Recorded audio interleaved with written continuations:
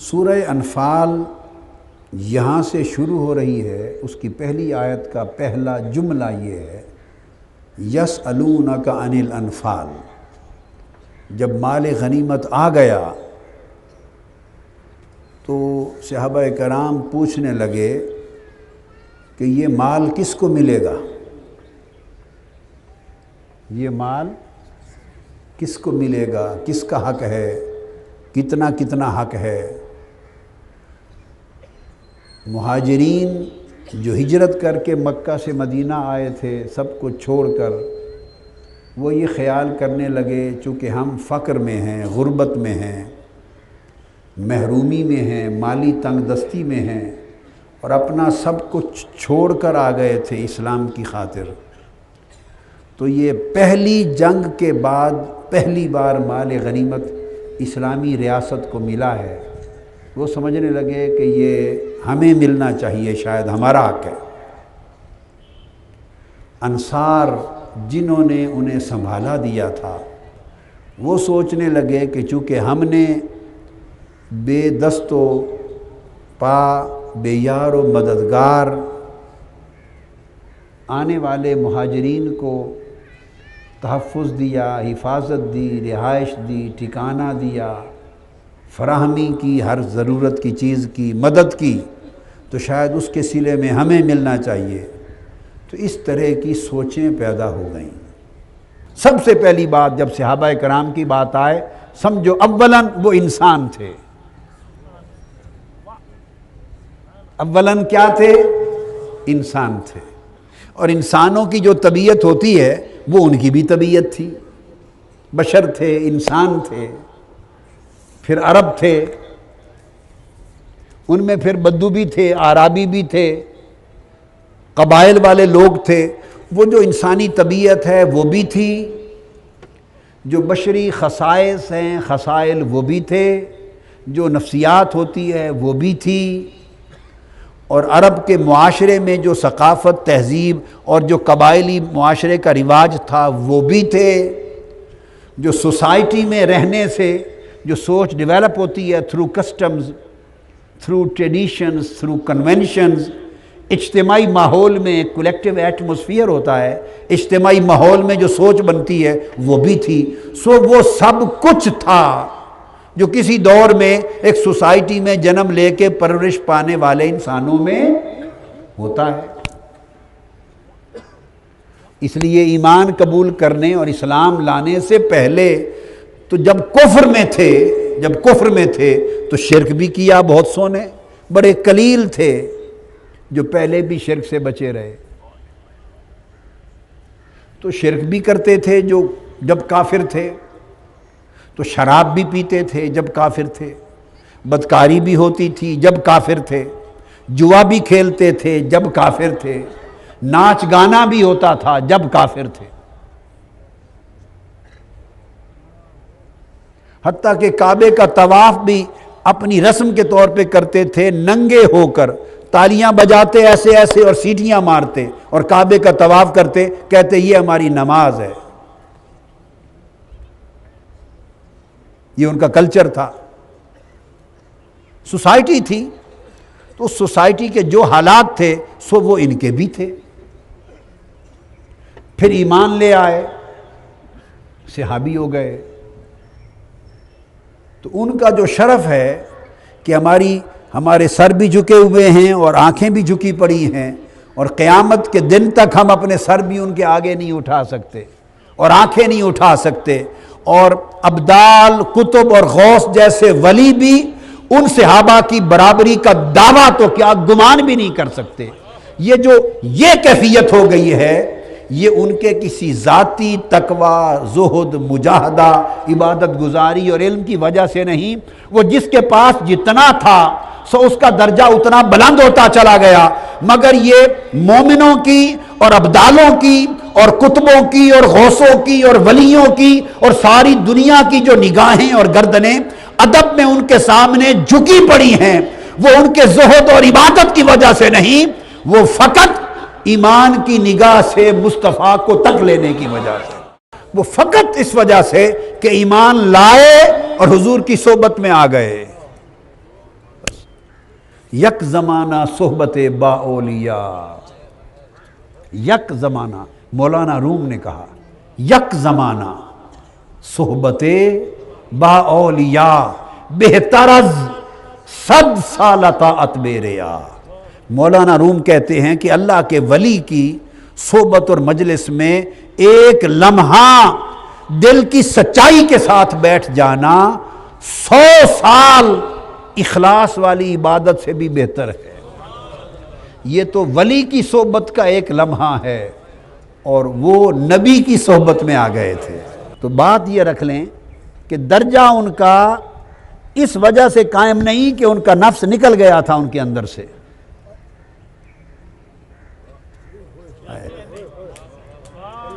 وہ جو اونچا درجہ ہے کہ کتب اور غوث سے بھی اوپر ہیں، وہ اس وجہ سے نہیں کہ اب ان کے نفس ختم ہو گئے تھے، یہ ان کے اندر کی خواہشیں ختم ہو گئی تھیں، یا دنیا کی چاہتیں ختم ہو گئی تھیں، یا انسانی بشری فطرت ہی نہیں رہی تھی، یا انسانی بشری خصلت ہی ختم ہو گئی تھی، یا وہ فرشتوں کی طرح مخلوق ہو گئے تھے۔ اور جو انسان کی زندگی کی لذتیں، چاہتیں، خواہشیں، شہوتیں اور طلب اور جو بھی چیزیں زندگی میں ہوتی ہیں کہ یہ ساری جڑوں سے نکل گئی تھی، سو اس وجہ سے وہ صحابی بن گئے۔ نہیں نہیں نہیں، نہ صحابی کی یہ تعریف ہے اور نہ اس شے نے انہیں صحابی بنایا تھا۔ آپ سمجھے ہیں نا، فقط صحابی بتا دیا کس نے؟ محمد رسول اللہ والذین معہ، یہ جو آپ کے ارد گرد رہتے ہیں، بس حضور کے ارد گرد ہو جانے نے ان کو صحابی بنا دیا تھا۔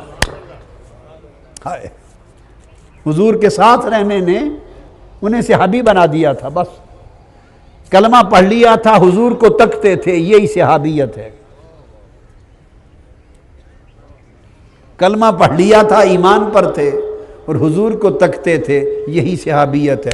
ممکن ہے کسی کو الف بے جیم بھی لکھا ہوا پڑھنا نہ آتا ہو، الف بے جیم دال بھی شاید کوئی لکھا ہوا پڑھ نہ سکے، اور اس سے کہیں کہ اپنا نام لکھ دیں، دستخط کر دیں۔ ان میں سے بہت سو کو اپنے دستخط ہی کرنے نہیں آتے تھے پھر بھی کتب و غوثوں سے اونچے، نام نہ لکھ سکے اور درجہ پھر بھی امام اعظم ابو حنیفہ سے اونچا ہو، کتاب کی ایک سطر نہ پڑھ سکے اور درجہ پھر بھی امام شافعی، احمد بن حنبل، امام مالک، امام بخاری اور امام مسلم سے بھی اونچا ہو۔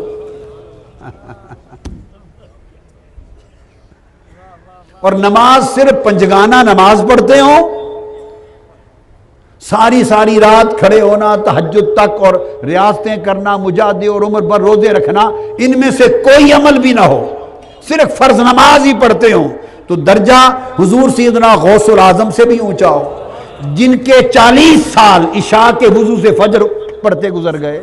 اب ہمارے ہاں تصور ہے کہ اللہ والوں کے ہاں بعض لوگ رہتے ہیں، صالحین کے ساتھ رہتے ہیں، اپنی زندگی میں نہ کوئی ریاضت نہ مجاہدہ، کچھ نہیں کرتے، کہتے ہیں اتنی زندگی گزر گئی ساتھ ہوئے اور ملا تو کچھ بھی نہیں۔ ہم گائیڈیں پڑھ کے امتحان دینے والے لوگ ہیں، گائیڈ پڑھ کے پاس ہونے والے، محنت ریاضت کرنے والے لوگ نہیں ہیں۔ پوری قوم کے اندر یہ بنیادی خرابی ہے۔ تو یہ بتا دیں، یہ کبھی نہ سوچیں کہ ملا تو کچھ نہیں، یہ جملہ بدبختی کا جملہ ہے، نہیں، تمہیں خبر ہی نہیں، یہ مرنے کے بعد قیامت کے دن پتہ چلے گا کہ کسی کے ساتھ رہنے سے کیا ملا کیا نہیں ملا، یہ وہاں پتہ چلے گا۔ کسی کے ساتھ رہنے سے تو یہ وہاں پتہ چلے گا، قیامت کا دن احادیث بھری پڑی ہے